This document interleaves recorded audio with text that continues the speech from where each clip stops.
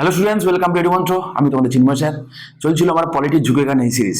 তোমরা অলরেডি জানো যে লক্ষ্মীকান্তের উপর ভিত্তি করে তো ইন্ডিয়ান পলিটি এমসিকিউ সিরিজ আমি তোমাদের ডিসকাস করছিলাম, যেখানে সমস্ত পরীক্ষার জন্য UPSC, WBCS, SSC, NTPC, CDS, NDA সহ অন্যান্য সমস্ত পরীক্ষায় যে প্রিভিয়াস ইয়ারে প্রত্যেকটা চ্যাপ্টার ভিত্তিক যে এমসিকিউ যেগুলো এসছে সেগুলো আমি সলভ করাচ্ছিলাম। ঠিক আছে, তো অলরেডি দেখো আমি হিস্টোরিক্যাল ব্যাকগ্রাউন্ড থেকে শুরু করে আমি তোমাদের লোকাল সেলফ গভর্নমেন্ট করিয়েছিলাম, প্রিভিয়াস ইয়ার তোমাদের সলভ করিয়েছিলাম, রাইট। এবং প্যারালে তোমরা জানো যারা এগুলো সব কটা দেখেছো যে এই বছর ডাব্লিউবিসিএস এর মেন্স এখান থেকে কিন্তু মোর দেন 80% কোশ্চেন কিন্তু আমার ক্লাস থেকে কমন ছিল। ঠিক আছে, তো যেই কারণে আমার এই সিরিজটা করা, তোমাদের সেই পারপাসটা অন্তত কিছুটা হলেও ফুলফিল হচ্ছে। তো সামনে মিসলেনিয়াস পরীক্ষা আছে এবং অন্যান্য যে কোনো পরীক্ষার জন্য আমার এই সিরিজটা তোমরা দেখে যেও উইথ এক্সপ্লানেশন, অবশ্যই তোমরা উপকার পাবে। ঠিক আছে, তোমাদের সময় নষ্ট করার জন্য আমি এই সিরিজটা করছি না, দেখতে থাকো, আশা করি তোমাদের ভালো লাগবে। তো আগের দিন আমি তোমাদের ইম্পর্টেন্ট অ্যামেন্ডমেন্ট, মেন্সের আগে তোমাদের ইম্পর্টেন্ট অ্যামেন্ডমেন্টের ভিডিও তোমাদের দিয়েছি, ইম্পর্টেন্ট আর্টিকেলের ভিডিও তোমাদের দিয়েছি, ইম্পর্টেন্ট ডক্ট্রিন, ইম্পর্টেন্ট কেসেস এগুলো তোমাদের দিয়েছি, তোমরা দেখে নাও। কারণ 2025 সাল থেকে তোমরা জানো যে ডব্লিউবিসিএস সেটা পেপার 1 পেপার 2 হবে ডব্লিউবিসিএস প্রিলিমিনারিতে। তো এটা এক্সপেক্টেড যে ডব্লিউবিসিএস এর পেপার 1 যখন তার যে স্ট্যান্ডার্ডটা, সেটা এখনকার যা স্ট্যান্ডার্ড তার থেকে স্বাভাবিকভাবেই কিন্তু আমার যা আন্দাজ যে ডব্লিউবিসিএস এর মেন্সের স্ট্যান্ডার্ড যেমন হয়, তো মোটামুটিভাবে ওই রকম স্ট্যান্ডার্ডটা প্রিলিমিনারি পর্যায়ে থাকবে। এবং সিস্যাটটা তো স্বাভাবিকভাবে অ্যাড হচ্ছে, তোমরা জানো সময়টা কিন্তু কমে যাচ্ছে, 2 ঘন্টা করে হয়ে যাচ্ছে। তো সমস্ত কিছু মাথায় রেখে তোমাদের যে প্রিপারেশনটা এমন করে নাও যে এখন এমনি এমসিকিউ হিসাবে তো পড়বই, প্লাস 2025 সালের জন্য যেন তুমি প্রিপেয়ার থাকো। ওকে, কারণ আমি চাই যে তোমাদের সিলেকশনটা 2024-এই হয়ে যাক, কিন্তু তা সত্ত্বেও 2024-এর রেজাল্ট বেরোতে তোমাকে 2025-এর পরীক্ষাটাও কিন্তু তোমাকে দিতে হবে। তো মাথায় রেখো, তো তোমার যে মানে অ্যাটিটিউডটা সেটা কিন্তু আমাদের বদলাতে হবে। এবং বলে নিই, এগুলো শেষ হয়ে গেলে আমি তোমাদের কিছুদিন পর থেকে তোমাদের ডেসক্রিপটিভ যে পেপার, তোমাদের ডব্লিউবিসিএস 2025 সালের মেন্সে ডেসক্রিপটিভ শুরু হবে। তো সেই আমি ডেসক্রিপটিভ পেপার তোমাদের রাইটিং আমাদের পলিটি এবং ইকোনমি আমি তোমাদের প্র্যাকটিস করাবো। তো এই চ্যানেলের সঙ্গে তোমরা জুড়ে থাকো। তোমাদের ভিডিওগুলো ভালো লাগলে চাইলে তোমরা লাইক করতে পারো, চ্যানেলটাকে সাবস্ক্রাইব করতে পারো, এবং ডেসক্রিপটিভ পেপার আমি তোমাদের করাবো। চিন্তা করার কোনো কারণ নেই, ঠিক আছে। যা হয়েছে সেটা আমি মনে করি ভালোই হয়েছে। তোমরা যারা একটুখানি পড়াশুনো করো, একটুখানি বুদ্ধিদীপ্ত, একটু লিখতে ভালোবাসো, তাদের জন্য একদমই যথোপযুক্ত হয়েছে। ঠিক আছে, আচ্ছা, ইম্পর্টেন্ট অ্যামেন্ডমেন্টগুলো তো আমি এমনি করিয়েছিলাম। তো এখানে ইম্পর্টেন্ট অ্যামেন্ডমেন্টের উপর বেশ কিছু এমসিকিউজ আছে, 2খানা ক্লাস লাগবে আমার, কারণ তোমরা জানো আমি একটু ইলাবোরেশন আমি বলে দিই। ঠিক আছে, ইলাবোরেটিভ ফরম্যাটে আমি তোমাদের পড়িয়ে দিই, যাতে তোমাদের ওই হুবহু ওই কোশ্চেন এসে গেলে তো ভালো, যদি নাও আসে তাতে রিলেটেড কোশ্চেন এলে তোমরা আনসার করতে পারো। ওকে, এবং এর পরের ক্লাসে মানে নেক্সট এটা ইম্পর্টেন্ট অ্যামেন্ডমেন্ট হয়ে গেলে ইম্পর্টেন্ট আর্টিকেল, পার্ট এবং শিডিউলের উপরে যেগুলো এসছে আমি সেগুলো করিয়ে দেবো। ঠিক আছে, দিয়ে আমি এই ঝুঁকে গানে এই সিরিজটা মোটামুটি এই অবধি থাকবে। এরপরে আমি তোমাদের কিছু মিসলেনিয়াস টাইপের জিকে আমি তোমাদের করাবো। ঠিক আছে, মিসলেনিয়াসের এই কটা দিন বাকি আছে, কিরকম কি স্ট্র্যাটেজি হবে এর উপরে আমি তোমাদের একটা ভিডিও দিয়ে দেবো সামনে। তোমরা প্লিজ যে কটা দিন আছে খুব ঠিকঠাকভাবে ইউটিলাইজ করো। ওকে, ঘাবড়ানোর কোনো কারণ নেই। তো চলো, আজকের আমরা দেখছি কি যে ইম্পর্টেন্ট অ্যামেন্ডমেন্ট যেগুলো হয়েছিল, তো তার উপরে ডব্লিউবিসিএস এর প্রিভিয়াস ইয়ারে, ওকে, শুধুমাত্র ডব্লিউবিসিএস এর মেন্স এবং প্রিলিমিনারি থেকে যা যা কোশ্চেন এসেছে, কারণ এই কোশ্চেনগুলো আমি প্রচুর জায়গায় ঘেটে দেখেছি, মোটামুটি ঘুরিয়ে ফিরিয়ে এই কোশ্চেনগুলোই এসেছে। ঠিক আছে, 2023-এর যে মেন্সের যে কোশ্চেনগুলো এসেছে সেগুলোও আমি এখানে ইনক্লুড করে নিয়েছি। ওকে, চলো দেখে নিই।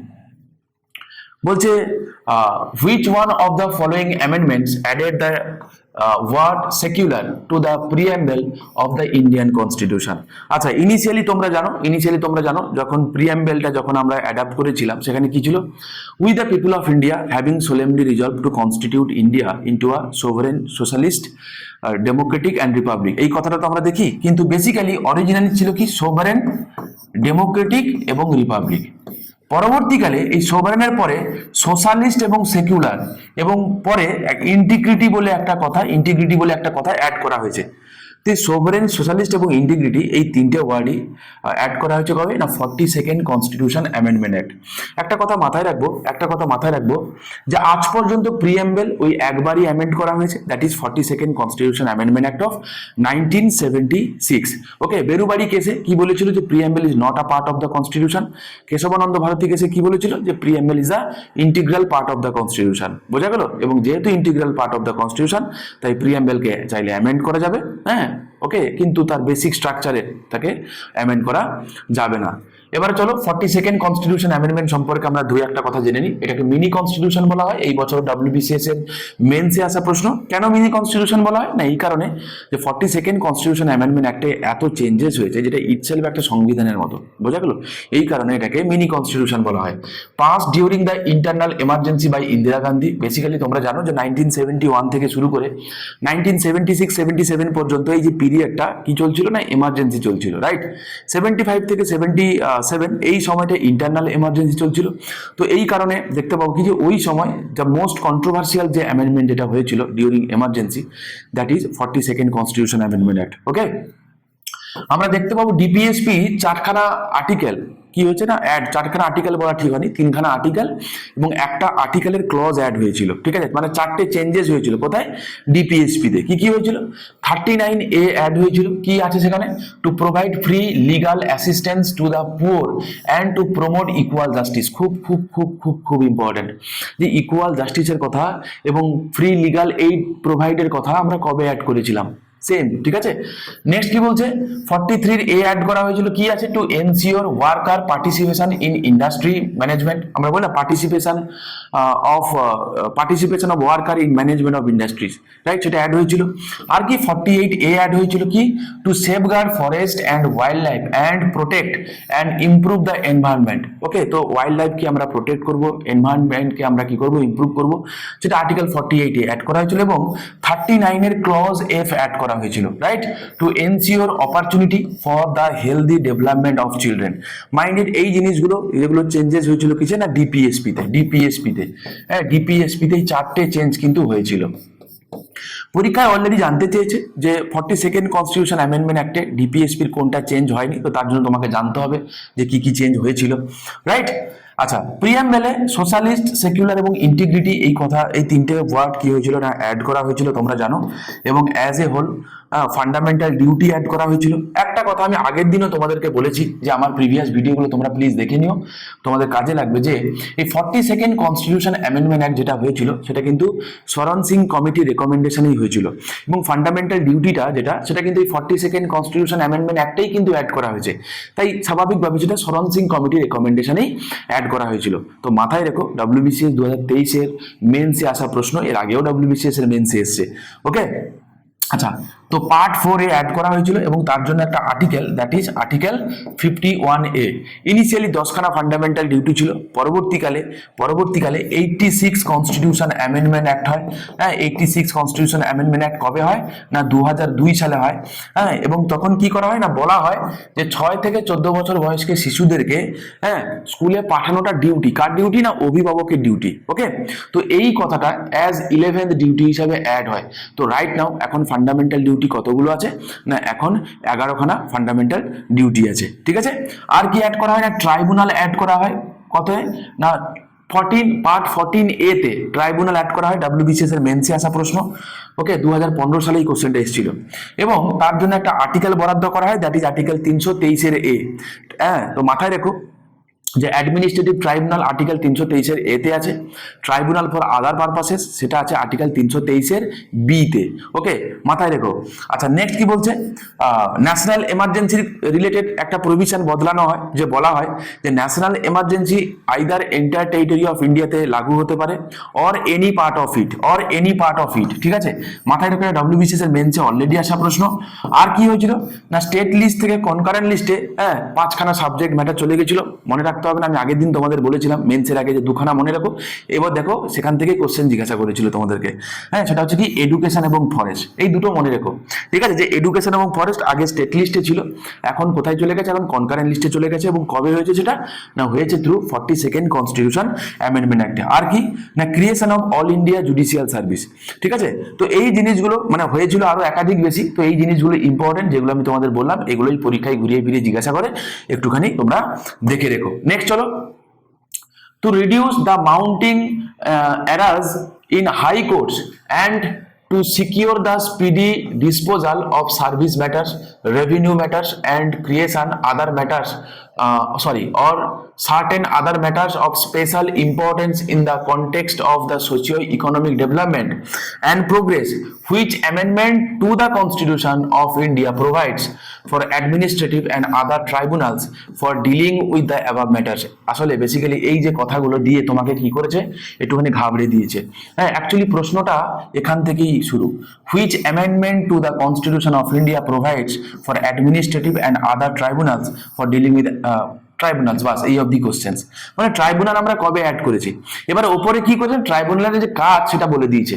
ওকে, তা বলো ট্রাইব্যুনাল আমরা কবে অ্যাড করেছি, আমরা আগেরটাতেই দেখলাম, আমি সেম জিনিসটা আবার রিপিট করেছি যে ট্রাইব্যুনাল আমরা অ্যাড করেছিলাম through 42nd constitution amendment act.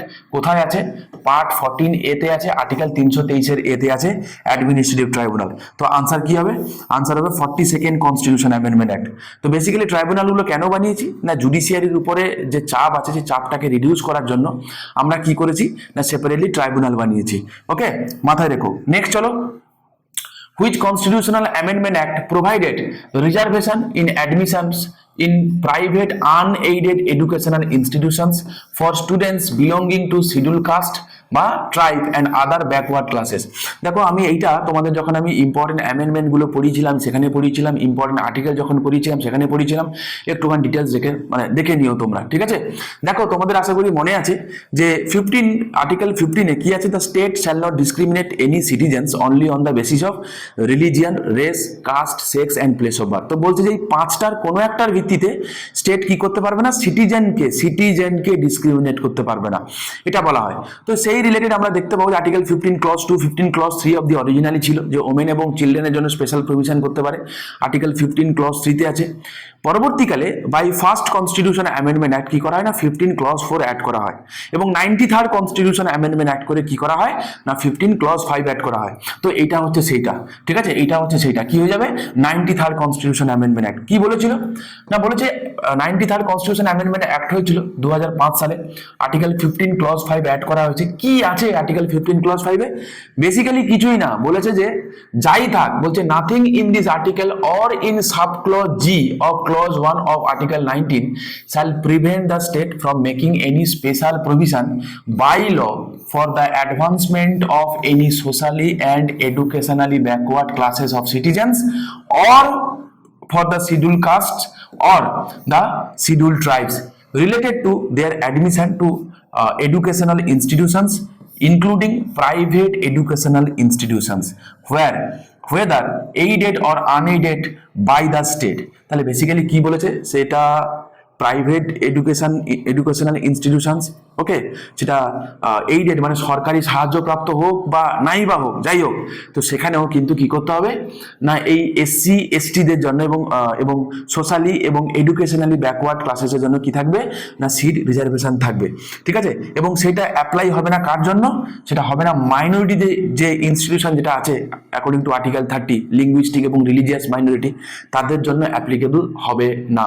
ঠিক আছে, তো এইটা অ্যাড করা হয়েছিল through 93rd constitution amendment act. তোমরা কেউ যদি পারো আমাকে কমেন্ট করে জানিও যে এই 93rd কনস্টিটিউশন অ্যামেন্ডমেন্ট অ্যাক্ট যে হয়েছিল একটা ফেমাস কেস এর সঙ্গে রিলেটেড আছে, সেই কেসটার নাম কি। ঠিক আছে, চলো পরবর্তী question, the voting age in India was reduced from 21 years to 18 years by the, খুব খুব খুব সহজ একটা প্রশ্ন, এবং WBCS মানে মাল্টিপল টাইমস রিপিট করেছে, এবং এই কোশ্চেনগুলো আজও জিজ্ঞাসা করে পরীক্ষাতে।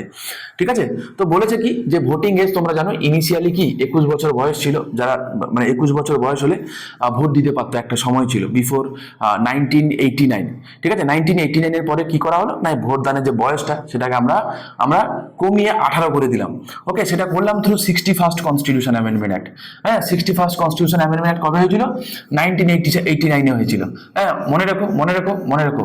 কার সময়কালে হয়েছিল এরকম এটাও জিজ্ঞাসা করে। এটা হয়েছিল ডিউরিং রাজীব গান্ধী। ঠিক আছে, ডিউরিং রাজীব গান্ধী। ওকে, ডিউরিং রাজীব গান্ধী। আচ্ছা, এবারে চলো, এখানে একটা অপশন আছে, that is 69th constitution amendment act. এই বছর মেন্সে এখান থেকে কোশ্চেন ছিল। ঠিক আছে, শুধুমাত্র তাই নয়, আগে ডব্লিউবিসিএস প্রিলিমিনারি তো একাধিকবার এই কোশ্চেনটা ছিল।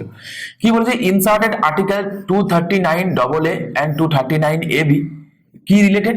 To provide for a legislative assembly and council of ministers for national capital territory of Delhi. তাহলে কি বলছে? দিল্লির জন্য একটা লেজিসলেটিভ অ্যাসেম্বলি এবং কাউন্সিল অফ মিনিস্টার তৈরি করা হলো। হ্যাঁ, এবং দিল্লি রিলেটেড আর্টিকেল যদি তোমাকে জিজ্ঞাসা করে 239AA 239AB, দিল্লি এবং পন্ডিচেরি।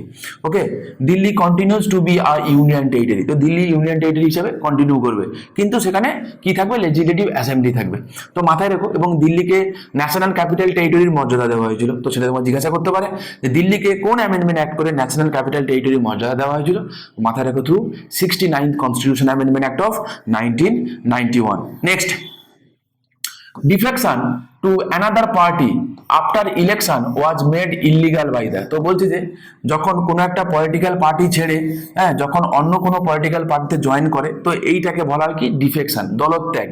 ঠিক আছে, জেনারেলি হয় কি? অপোজিশন থেকে রুলিং পার্টিতে কি করে না, সবাই চলে আসে আর কি। আয়ারাম গায়ারাম বলে একটা কথা খুবই পপুলার আছে, তো সেইটা। তো এই যে ডিফেকশনটা তো বলেছে যেটা কবে ইলিগাল করা হয়েছে না, through 52nd constitution amendment act. হ্যাঁ, এই বছরও ডব্লিউবিসিএস এর মেন্সে সম্ভবত এখান থেকে কোশ্চেন ছিল। ওকে, সম্ভবত এখান থেকে ছিল, বা প্রিলিমিনারিতে তো ছিল, মেন্সে সম্ভবত এখান থেকে কোশ্চেন ছিল, আমি তো লিখতে ভুলে গেছি। 52nd constitution amendment act 1985 known as anti defection law, এবং এর জন্য দুখানা 10 শিডিউল তো অ্যাড করেইছিলাম, প্লাস স্পেসিফিক্যালি দুখানা আর্টিকেল আছে। একটা হচ্ছে আর্টিকেল 102 এর ক্লজ 2, একটা হচ্ছে আর্টিকেল 191 এর ক্লজ 2। দেখো, যদি ডেসক্রিপটিভ হয় না, তোমাকে কি জিজ্ঞাসা করবে বলো তো? দেখো, বিষয়টা তোমাকে পড়তে তো কিন্তু হবে। কি জিজ্ঞাসা করবে? যে অ্যান্টি ডিফেকশন ল সম্পর্কে লিখুন। তো লিখবে, অসুবিধা কি আছে? যেগুলো বললাম রিলেটেড টু, তখন তুমি অ্যামেন্ডমেন্ট লিখবে, কার সময়কালে হয়েছিল লিখবে, অ্যান্টি ডিফেকশন রিলেটেড কি কি প্রোটোকল আছে সেগুলো তোমাকে লিখতে হবে, আর্টিকেলগুলো লিখতে হবে। এই তো সিম্পল জিনিস। কিন্তু জিনিসটা তুমি না জানো, তুমি লিখবে কি? তোমাকে জানতে হবে তার জন্য না। বোঝা গেছে? আচ্ছা, 53rd কনস্টিটিউশন অ্যামেন্ডমেন্ট একটা কি করা হয়েছিল? এটা এবছর মেন্সে আসা প্রশ্ন, এটাও এবছর মেন্সে আসা প্রশ্ন। দেখো, এখানে অপশানে দিয়েছে।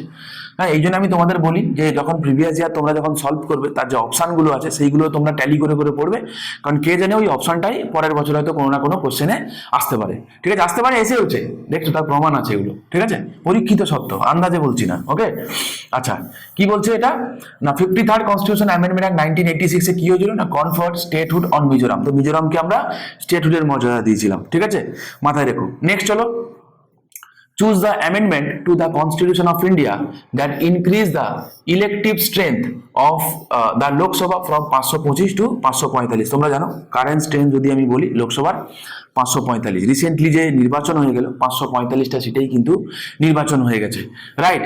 তো বলছে যে এই যে স্ট্রেংথটা আমরা বাড়িয়েছি, এটা কোন কনস্টিটিউশন অ্যামেন্ডমেন্ট অ্যাক্ট করে আমরা বাড়িয়েছি, এটা জানতে চেয়েছে। এটা বাড়িয়েছিলাম through 31st constitution amendment act করে। আচ্ছা দেখো, এই যে এবারে একটা কথা হচ্ছে যে এই যে স্ট্রেংথ বাড়াতে পারে কে না, স্ট্রেংথ বাড়াতে পারে ওয়ান অ্যান্ড অনলি পার্লামেন্ট।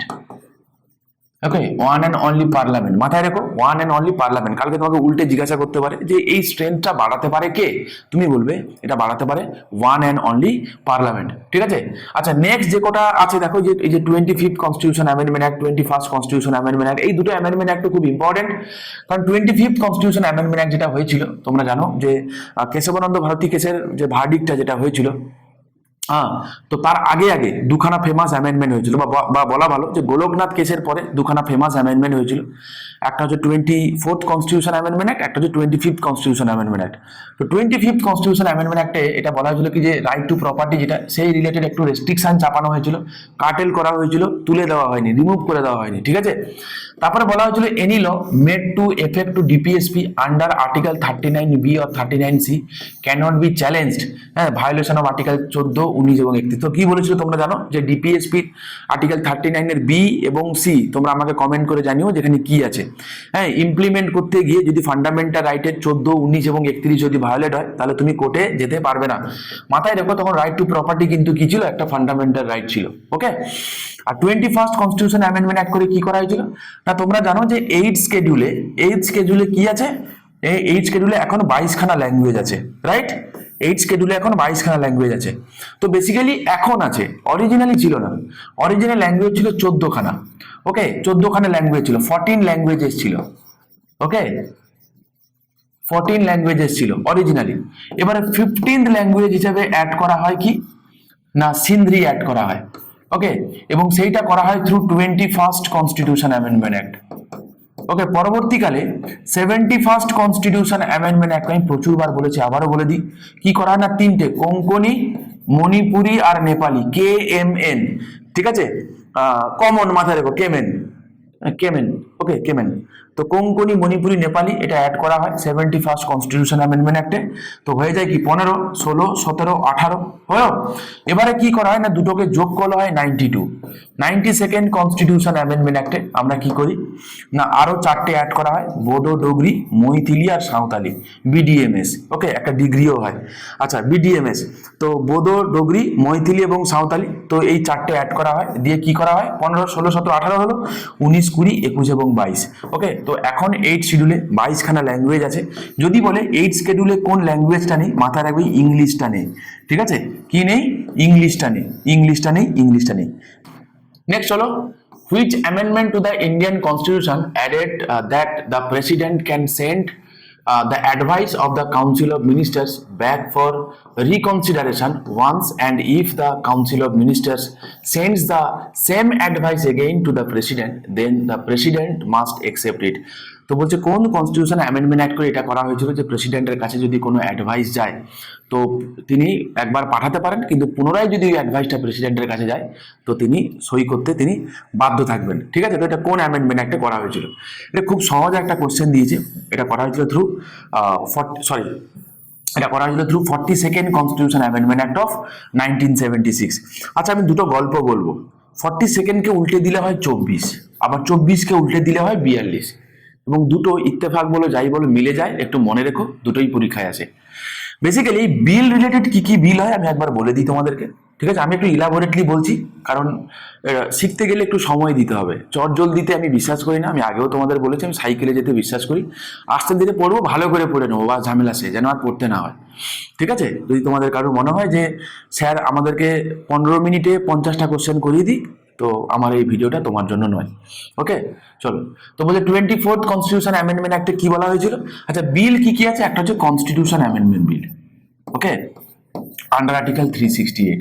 আর বাকিদেরকে বলছি, তোমাদের যদি মনে হয় যে সত্যি এডুমন্ট্রের যে টিম যারা আছে, ইনক্লুডিং মি, সন্দীপ স্যার, সবাইকে নিয়ে তোমাদের মেহনত করছি, তোমরা চ্যানেল যেটা করতে পারো, চ্যানেলটাকে সাবস্ক্রাইব করতে পারো, লাইক করতে পারো, তোমাদের মতামত কমেন্ট বক্সে রেখে যেতে পারো। ঠিক আছে, আচ্ছা, একটা হচ্ছে কনস্টিটিউশন অ্যামেন্ডমেন্ট বিল, একটা হচ্ছে মানি বিল, ঠিক আছে, আর একটা হচ্ছে অর্ডিনারি বিল, আর একটা হয় ফাইন্যান্স বিল। চলো, ঠিক আছে, চলো, যেটুকু লাগবে আমি তোমাদেরকে বলে দিচ্ছি। শোনো, কোনো কনস্টিটিউশন অ্যামেন্ডমেন্ট বিল যদি প্রেসিডেন্টের কাছে যায়, কোনো কনস্টিটিউশন অ্যামেন্ডমেন্ট বিল যদি প্রেসিডেন্টের কাছে যায়, he is bound to sign it. ঠিক আছে, he is bound to sign it. কবে করা হয়েছিল? এটা করা হয়েছিল through 24th constitution amendment act করে। এর আগে আমি প্রচুরবার বলেছি। কোনো মানি বিল, মাথায় রেখো, কোনো মানি বিল প্রেসিডেন্ট রিকনসিডারের জন্য তিনি পাঠাতে পারে না। তাই এটাকে বলা হয় যে মানি বিলের তার কোনো সাসপেন্সিভ ভেটো নাই। ওকে, তার কোনো সাসপেন্সিভ ভেটো নাই। অর্ডিনারি বিলের ক্ষেত্রে কি হয়, এই যে এটা যেমন ছিল, এটা অর্ডিনারি বিলের ক্ষেত্রে ছিল। অর্ডিনারি বিলের ক্ষেত্রে কি ছিল না, 42nd কনস্টিটিউশন অ্যামেন্ডমেন্ট অ্যাক্ট করে যেটা করা হয়েছিল যে তার কাছে যদি কোনো অর্ডিনারি বিলও যায়, তার কাছে যদি কোনো অর্ডিনারি বিলও যদি যায়, হ্যাঁ, তিনি কি থাকবেন না, তিনি সই করতে বাধ্য থাকবেন। বোঝা গেল? কিন্তু 44th কনস্টিটিউশন অ্যামেন্ডমেন্ট অ্যাক্ট করে কি করা হয়, কিন্তু 44th কনস্টিটিউশন অ্যামেন্ডমেন্ট অ্যাক্ট করে কি করা হয় না, বলা হয় যে যে না কোনো অর্ডিনারি বিল যদি তার কাছে যায়, কনস্টিটিউশন অ্যামেন্ডমেন্ট বিলের কথা বলছি না, যদি কোনো অর্ডিনারি বিল যদি তার কাছে যায়, তিনি চাইলে একবার রিকনসিডারের জন্য পাঠাতে পারেন, কিন্তু এটা with or without any recommendation যদি প্রেসিডেন্টের কাছে ফিরে আসে অ্যাজ ইট ইজ, তাহলে তিনি সেকেন্ড ইনস্ট্যান্সে তিনি সই করতে বাধ্য থাকবেন। ও বাই দা ওয়ে এই কোশ্চেনটা বোধহয় সেটাই জানতে চেয়েছিল না, দাঁড়াও, রাইট রাইট রাইট, তাহলে এটা 42nd নয়, সরি, এটা ঠিকই আছে, 44th কনস্টিটিউশন অ্যামেন্ডমেন্ট অ্যাক্টই হবে, ঠিক আছে, সরি সরি, ওকে, 44th কনস্টিটিউশন অ্যামেন্ডমেন্ট অ্যাক্টই হবে, এটা ওই কোশ্চেনটাই ছিল।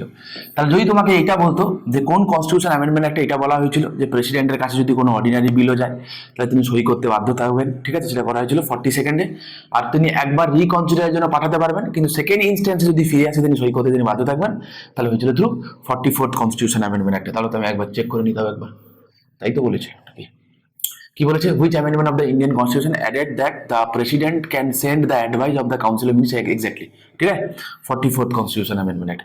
চলো 44th কনস্টিটিউশন অ্যামেন্ডমেন্ট অ্যাক্টে কি কি হয়েছিল একটু আমরা দেখে নিই।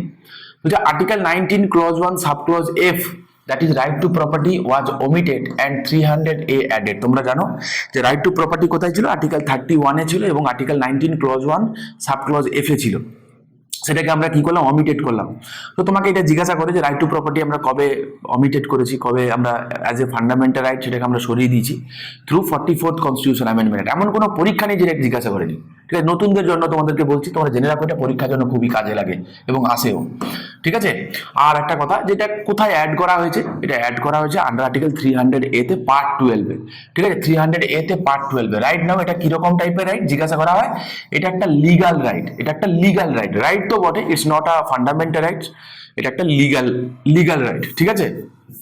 আচ্ছা, এবারে তো বলো তো, আমি তোমাকে প্রশ্ন করি যে রাইট টু প্রপার্টি যদি কারোর ভায়োলেট হয়, ঠিক আছে, রাইট তো বটে, লিগাল রাইট নয়, বললাম তোমাকে রাইট তো বটে কিন্তু ফান্ডামেন্টাল রাইট নয়, তাহলে ওই ব্যক্তি কোথায় যাবে, সুপ্রিম কোর্টে নাকি হাইকোর্টে? আমাকে কমেন্ট করে জানিও। কি বললাম আমি, কারো যদি রাইট টু প্রপার্টি যদি ভায়োলেট হয় সে কোন কোর্টে যাবে, সুপ্রিম কোর্টে নাকি হাইকোর্টে, ঠিক আছে, আমাকে কমেন্ট করে জানিও, তার রিজনটাও জানিয়ে দিও, ওকে।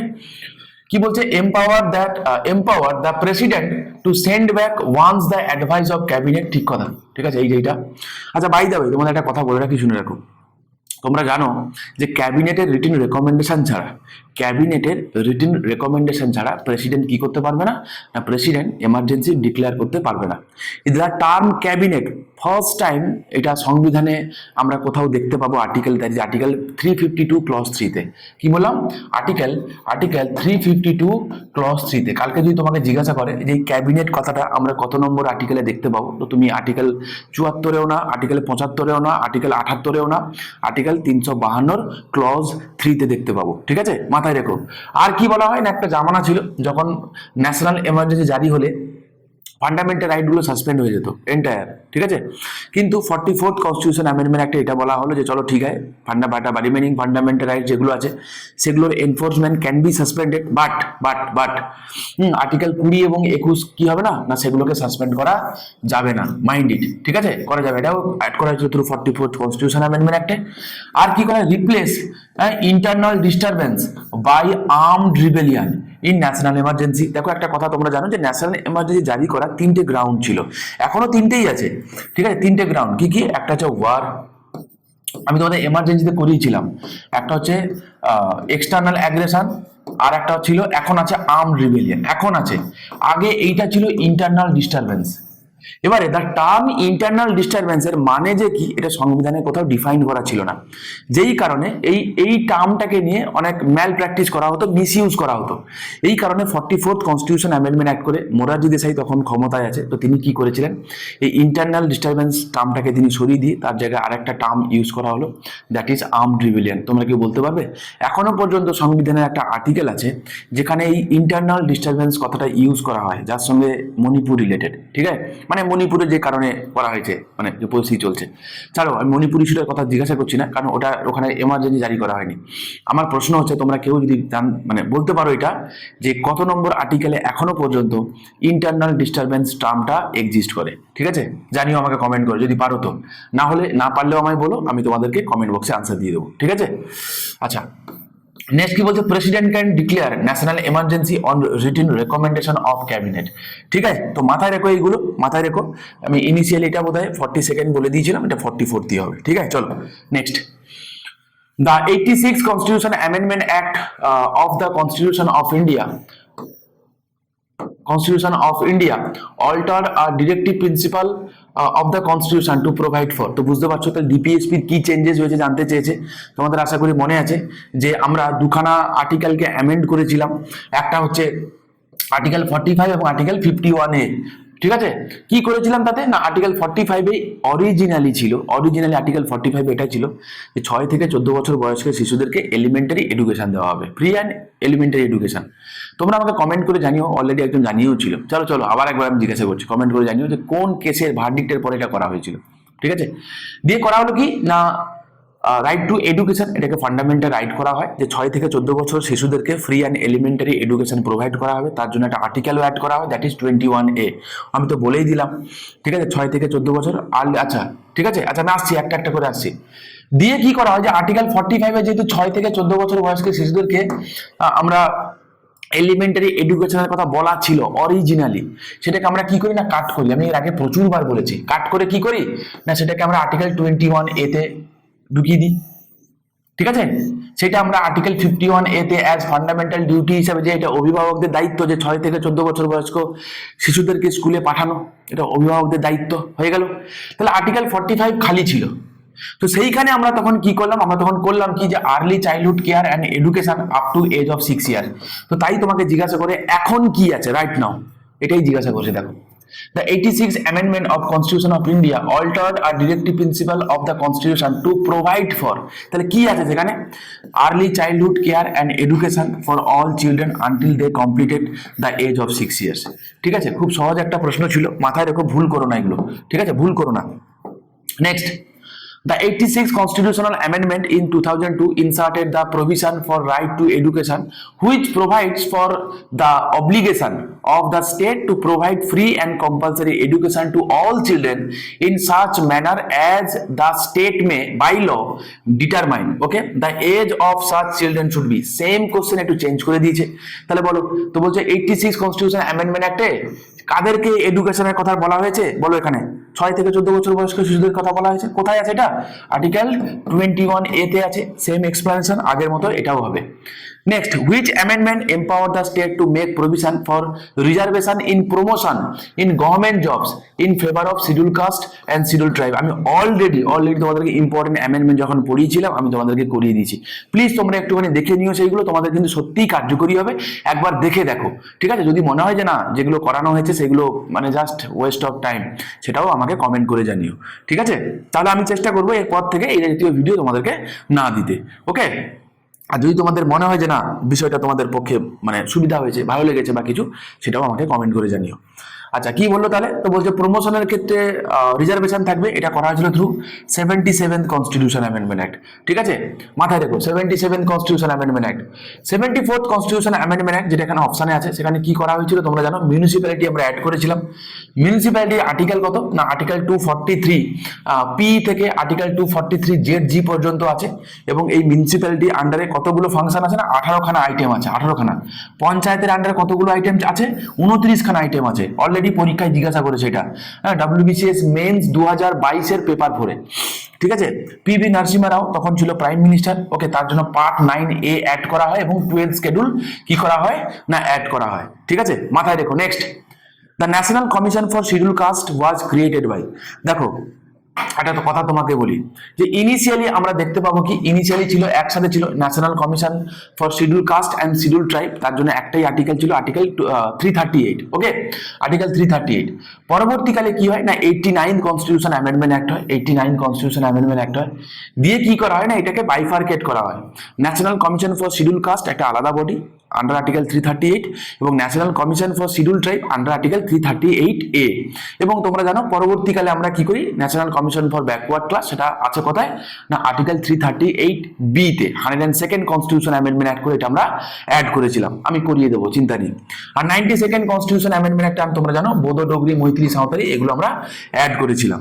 ঠিক আছে, পরবর্তী question, Which one of the following amendments of the Constitution abolished the privy purse and privileges of Indian princes? আচ্ছা, অ্যাকচুয়ালি কি হয়েছিল তৎকালীন সময় যারা রাজওয়াড়া যারা ছিল, ঠিক আছে, প্রিন্সলি স্টেট যেগুলো ছিল, সেইগুলো কি হয়েছিল না, তাদেরকে আমরা আমরা কি করলাম, ইন্ডিয়ান ইউনিয়নের আন্ডারে নিয়ে নিলাম, ঠিক আছে।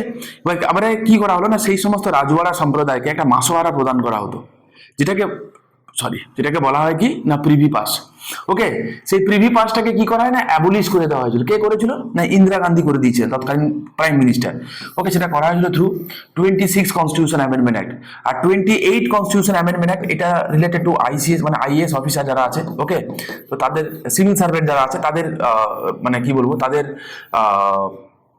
তাদের পাওয়ার রিলেটেড একটা অ্যামেন্ডমেন্ট ছিল এটা। ওকে, এটা মাথায় রেখো, এটাও পরীক্ষায় কখনো জিজ্ঞাসা করেছে, আমি করিয়ে দিচ্ছি। চলো next, which one of the following amendments was concerned with the extension of reservation of seats for scheduled caste? আচ্ছা, একটা কথা তোমাদেরকে বলে নিই, এই যে পার্লামেন্টে, লোকসভাতে এবং স্টেট লেজিসলেটিভ অ্যাসেম্বলিতে এখানে কি হয় না এসসি এসটিদের জন্য সিট রিজার্ভ আছে।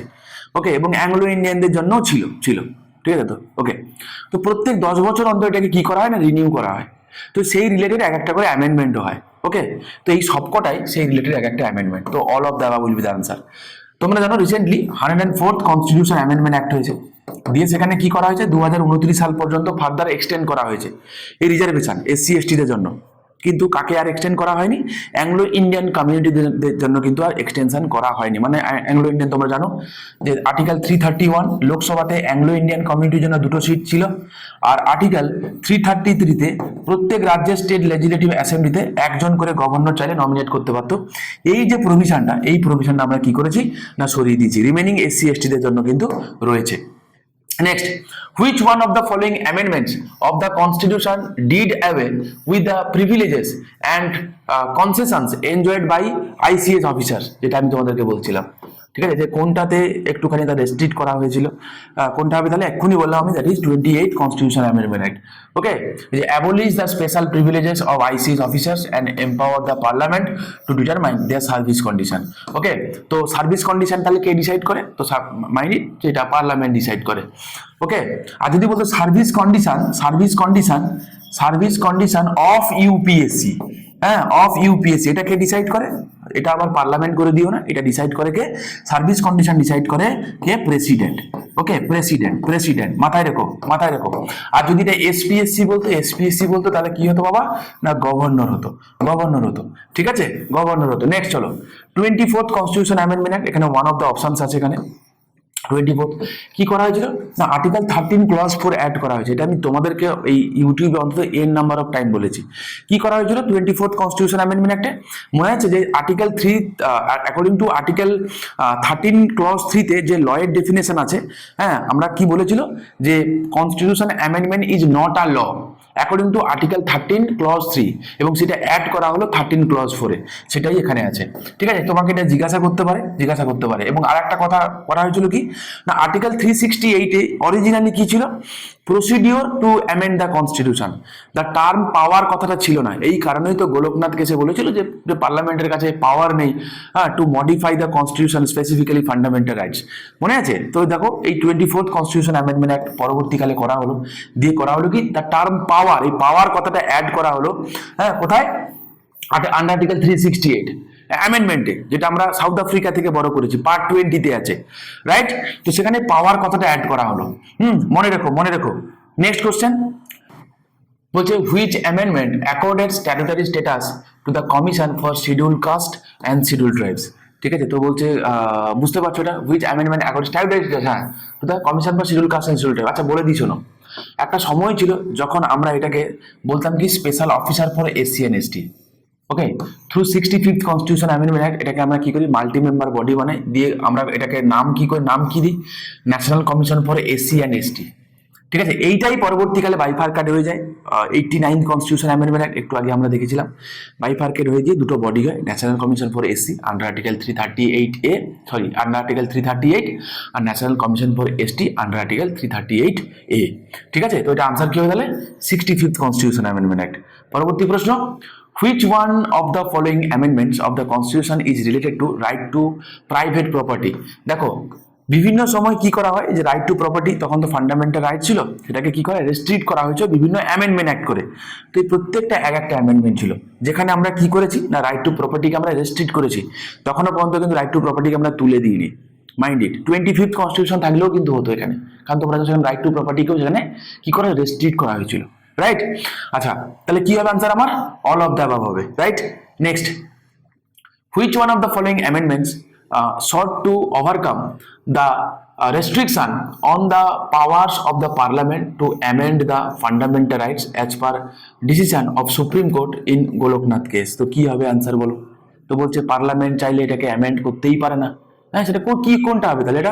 এটা হবে through 24th constitution amendment act. ঠিক আছে, তো তোমাকে এটাও জিজ্ঞাসা করে যে গোলকনাথ কেসের পরে সব থেকে মোস্ট ইম্পর্টেন্ট অ্যামেন্ডমেন্ট কোনটা হয়েছিল, দ্যাট ইজ এটা 24th কনস্টিটিউশন অ্যামেন্ডমেন্ট অ্যাক্ট। আমি অলরেডি তোমাদেরকে আমি করিয়ে দিয়েছি, 25thটাও তোমাদেরকে অলরেডি আমি করিয়ে দিয়েছি। নেক্সট চলো, nothing in article 13 shall apply to any amendment made in this article was inserted in article 368 by, তাহলে কি বলছে?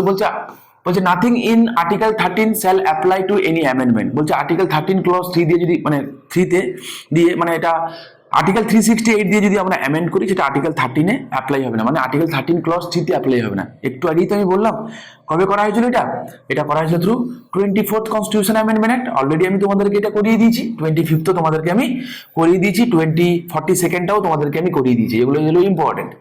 ঠিক, next, by which amendment act unity of the nation was substituted by unity and integrity of the nation? আমি already তোমাদেরকে বলেছিলাম না কি হবে, 42nd কনস্টিটিউশন অ্যামেন্ডমেন্ট অ্যাক্ট হবে। প্রথম কোশ্চেনটা যেটা ছিল, ঠিক আছে, অলরেডি আমি তোমাদের ডিসকাস করে দিয়েছি। নেক্সট কোশ্চেন এবং আজকের মতো শেষ কোশ্চেন, বলছে national capital territory of Delhi has been constituted by, এই বছর মেন্সে আসা প্রশ্ন, সেভারাল টাইমস মেন্সে এসছে, কি হবে তাহলে? 69th constitution amendment act. আমি অলরেডি তোমাদেরকে 69th কনস্টিটিউশন অ্যামেন্ডমেন্ট অ্যাক্ট এবং 42nd কনস্টিটিউশন অ্যামেন্ডমেন্ট অ্যাক্ট আমি তোমাদের ডিসকাস করে দিয়েছি। ঠিক আছে, তো আজকের অধিবেশন, আজকের আমার ক্লাস এই পর্যন্তই রইল। কেমন লাগলো তোমাদের বা কেমন লাগছে তোমাদের মতামত অবশ্যই জানিও। যদি ভালো লেগে থাকে, মেহনত করছি তোমাদের জন্য, কোয়ালিটি টিচিং চেষ্টা করছি তোমাদেরকে প্রোভাইড করার। আমি জানি না কতটা তোমাদের দিতে পারছি, তোমরা না জানালে আমি তো বুঝতে পারি না। অনেকে তোমরা ফোন করে বলো, খুব ভালো লাগে।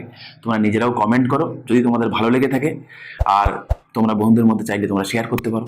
ঠিক আছে, চলো দেখা হচ্ছে নেক্সট ভিডিওতে। এর নেক্সট পর্বে আরও 20টা-22টা মতো কোশ্চেন্স আছে, যেগুলো আমি তোমাদেরকে সলভ করিয়ে দেবো। যে কোনো পরীক্ষার জন্য ইম্পর্টেন্ট। ঠিক আছে, ডেসক্রিপটিভ হয়ে যাক, চিন্তা করার কোনো কারণ নেই। আমরা আছি, তোমাদের পাশে ছিলাম, আছি, থাকবো, চাপ নেই। ঠিক আছে, আমরা এই বিষয়টাকে সহজই করে দেবো। ওকে, চলো দেখা হচ্ছে নেক্সট ভিডিওতে।